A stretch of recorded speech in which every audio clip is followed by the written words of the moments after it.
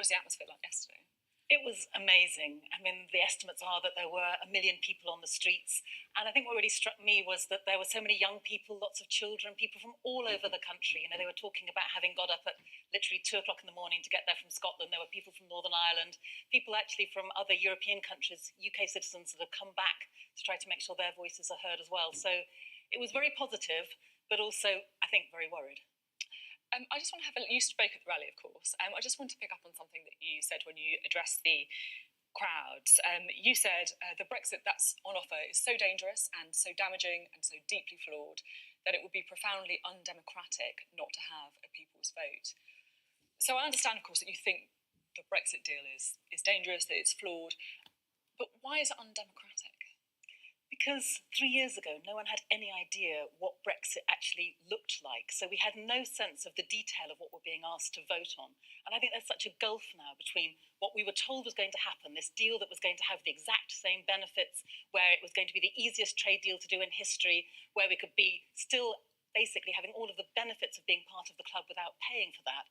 The reality has turned out to be so very different. No one was talking then about stockpiling food and medicines. No one was talking about turning the M20 into a huge lorry park. I think so much new information has become available now that we didn't have 3 years ago, that it's right for people to have that say. It's at the same time, I spend a lot of time on the show travelling to different parts of the country, talking to people, and I have to say I'm always really struck by just how well-informed people are. And so I guess I would kind of come back at this assumption that people didn't know what they were voting for. Many people feel they did know exactly what they were voting for. They knew there was going to be an economic hit. They knew that there may be delays at Dover, and yet they thought it was worth it then, and they think so now. I want to make clear that I'm not saying that I think people were somehow stupid or ignorant. I don't think that at all. But I do think that we didn't have the detail of the different kinds of Brexit that could be on offer. And the very, very fact that, you know, within Theresa May's own cabinet, there is so much disagreement about what Brexit means. I don't think we in Parliament can presume to know what 17.4 million people who voted for leave actually do mean in terms of which version of those Brexits that they want. But we know they want to leave the EU.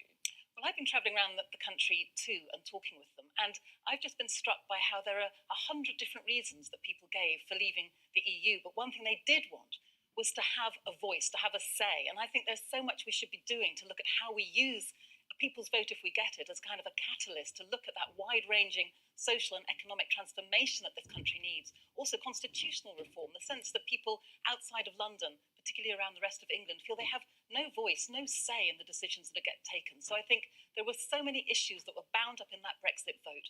We need to unpack some of those. Citizens' assemblies might be one way of doing that, to look at the way in which the UK needs to reform. But when it comes to the actual decision on whether or not to leave the EU and on what terms to leave the EU, I don't think you can say that you're undermining democracy to be extending it, in a sense, to going back to the people to check that they're happy with that decision. It's a decision of such importance that will affect us for so many generations. Surely we should just make sure. I was quite struck with the interview with the Chancellor, Philip Hammond. I'm not sure if you caught it or not. I thought it might be. But he effectively didn't rule out the idea of having a second vote on Theresa May's Brexit deal if it passes. And you, of course, have been having lots of conversations with the government. You've been in to see Theresa May. I mean, what's your sense? Do you think a second referendum might actually happen? I do think it might actually happen. Not just wishful thinking. No, I genuinely think it might, because I think it's the key that unlocks a majority behind any of the other options. So you're right, this coming week we're talking about not just whether or not Mrs May brings back her deal, but so-called indicative votes, all of these other options that might be on the table.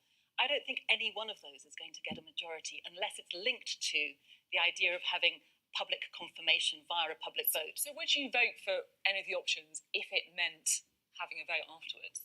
Would you accept Theresa May's deal, for example, and some of the other things? With a heavy heart, I would accept Theresa May's deal if it was intrinsically linked in the very same motion to the idea of it going back to the people, because I think that sense of public consent, public informed consent, which is what I think we didn't have last time, is so vital. I mean, the big question is, if there is a second referendum, what do you think should be on the ballot paper? Well, what I think should be on the ballot paper are options that are specific and deliverable. And that means Remain, we know what that looks like, and we do pretty much know what Mrs May's deal looks like, although there's lots of unknowns, but essentially that's the strongest thing that we have. So my preference would be to have those two things on the ballot paper. In terms of say that there should be an option to leave with no deal, because they would look at that and say, hang on a minute, my vote isn't represented there. Lots of the people who voted leave who will already feel upset at the idea of having an referendum in the first place. I've thought a lot about that issue of putting no deal on the ballot paper, but I just think it would be so irresponsible for any government to actually leave with no deal, not least because it would mean contravening all of our international agreements around Northern Ireland and the Good Friday Agreement, because if you leave without a deal, you end up with a hard border in Northern Ireland. There's no getting around that. But is that democratic? We go back to what's democratic. Well, I think, first of all, I don't think it's democratic to be selling Ireland down the river. I think it's massively reckless, in fact, to be undermining the Good Friday Agreement, the Northern Ireland Agreement, and that potential for that hard border. And secondly, let's not forget that Theresa May has had 3 very strong Brexiteers in that role as Brexit Secretary. She hasn't put in their Remainers. She's put in David Davis and then, I'm tired and I can't remember his name, Dominic Raab, the very one, and now Stephen Barclay. They are people who have been trying their best to get the harshest Brexit they could, and they've ended up with the deal that's on the table. So if that is the deal that's got at least some they resigned consent with the EU, would argue that they didn't get what they wanted. Well, she's had 3 of them. So between them, what I'm trying to say is they should have been able to work out a Brexit that was hard enough for their purposes, but was a deliverable one from the EU. Now, if in the time available, Peter Bone or someone else from the ERG can suddenly miraculously come up with a more hard Brexit that is going to be agreed by the EU, so be it, put it on the ballot paper. But until that time, I think what we don't want are more unicorns, more fantasies. We want something that's specific and deliverable. Just finally, the papers today are full of rumours about coups against Theresa May. 3 names in the frame for caretaker leader, reportedly David Lidington, Jeremy Hunt.